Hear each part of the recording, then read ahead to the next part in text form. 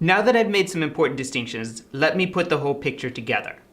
The question we're really looking at is, what does it mean to be opposed to legal moralism? Or you might say, to be a legal anti-moralist.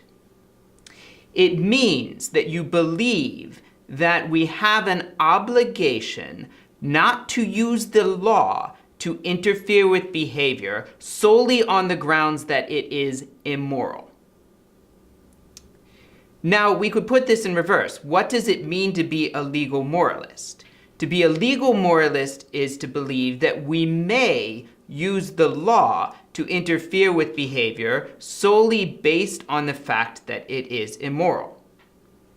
Now notice, the anti-moralist might say we can interfere with people's behavior in other ways because we think that it's immoral.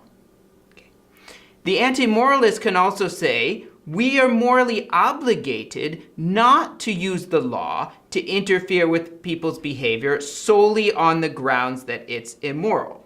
However, it may be acceptable to use the law to interfere with people's behavior that happens to be immoral, as long as our reasons for interfering with it are something other than the judgment that the behavior is immoral. Because of this, there's nothing inconsistent with a person saying every law reflects a moral perspective, but I'm opposed to legal moralism. The person would be saying, I have a moral perspective. Because of that moral perspective, I believe that we have a moral obligation not to use the law to interfere with people's behavior solely on the grounds that it is immoral.